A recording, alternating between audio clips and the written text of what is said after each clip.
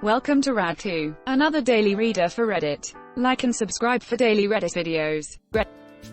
Can my 7-year-old ask you about tornadoes? So my son has high-functioning autism and he is obsessed with tornadoes. He is 7 and constantly pesters his mom and myself with questions. I know the basics, but I am hoping that the more knowledgeable of you can provide more correct answers that I can simplify for him. And any other super cool facts will be super appreciated. Tornadoes. How do tornadoes create a vortex? How are their winds so strong? How do tornadoes form their eye? Is the center of the tornado the strongest part? How do tornadoes crush items that it sucks up?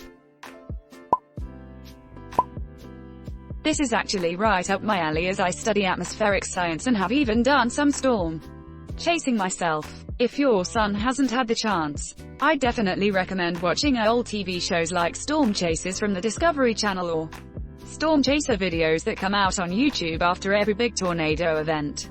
Also, the Weather Service has great resources such as www.nssl.noaa.gov with plenty of information. I've left out peer-reviewed sources since I don't imagine they're of much interest to a 7-year-old.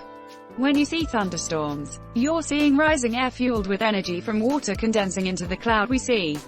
The rising air is called an updraft, and the thunderstorm has to continually suck in air from the surrounding environment to fuel it. If the winds in the atmosphere change direction with height, this can cause the core of the storm to rotate. A rotating updraft is called a mesocyclone. Now the tricky part is we actually don't have a complete theory for how these rotating updrafts form tornadoes. Some do but most do not, and this is a topic of ongoing research.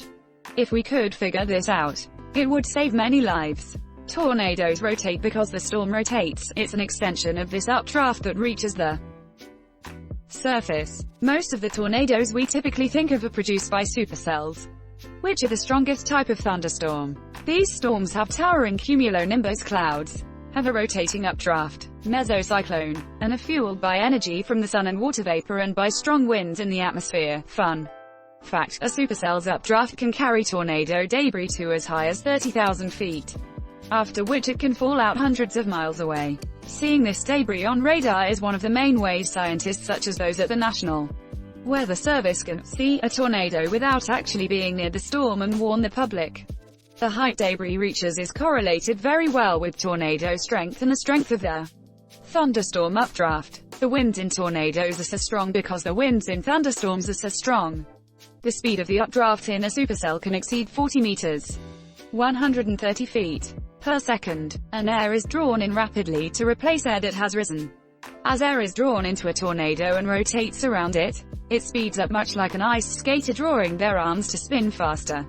This is because of conservation of angular momentum. A tornado is basically a tiny, low-pressure system, like a hurricane or your sink draining, and the winds increase toward the center. Similarly, fun fact, we see clouds in tornadoes, called the condensation funnel, because the pressure decreases and water vapor condenses inside the vortex. But the tornado is bigger than the cloud, and a condensation funnel is not necessary for a tornado to exist and do damage. Tornadoes are not thought to have eyes, in the same way hurricanes do. But the wind speed at the center is 0. If you looked at a cross-section of a tornado, see the link in 4. The wind profile in a tornado increases as you move towards the center, but it can't go up forever. Near the center, it turns back towards 0 before increasing again on the other side. Any vortex has a calm center like this. In some ways, yes. The area near the center has the fastest winds, though the center itself has the weakest winds. Observed wind profiles from real tornadoes such as www.sciencedirect.com show this pattern. Typically, however, being in the center of a tornado's path is the worst place to be. As a tornado moves, the areas in the center of its path will spend the longest time inside, will experience the strongest winds twice, and will endure a complete 180-degree turnaround in violent winds. This does a lot of damage. Things damaged by a tornado typically are damaged by other things inside a tornado more than they are by the winds themselves. Most of the damage you see when a tornado hits trees or buildings is from debris picked up by the tornado and hurled around. This is actually a reasonably large issue in determining tornado strength. We rate tornadoes using the F scale. from the weakest F0 to the strongest F5, but ratings are given based on damage caused. The widest tornado ever recorded, the El Reno OK tornado in 2013, was a staggering 2.6 miles wide and is often thought to be an F5. Researchers nearby recorded nearly 300 miles per hour winds, F5 strength, inside the tornado using radar. But since we officially assessed tornado strength by damage caused and the El Reno tornado was primarily in open fields, it ended up with only an F3 rating. I hope this helps. I'd be happy to elaborate or answer more questions. Meteorologist here, MSc, and I can answer question 1 rigorously. For a tornado to form there has to be wind shear. That is, the wind speed and direction has to be changing with height. This creates the initial momentum that causes tornadoes. Then you need buoyancy to add to the energy that causes tornadoes. Careful though, too much shear, and the system will be sheared away, as we call it. Too stretched out to do anything. Too much buoyancy, though, and it'll collapse onto itself. So there's this balance between shear and buoyancy. Something we call the Richardson number, or the BRN. What happens when you get the right mix of shear and buoyancy? A bunch of math happens in the form of the vorticity equation. Essentially, the buoyancy tilts the shear so that instead of vertical shear you have horizontal shear.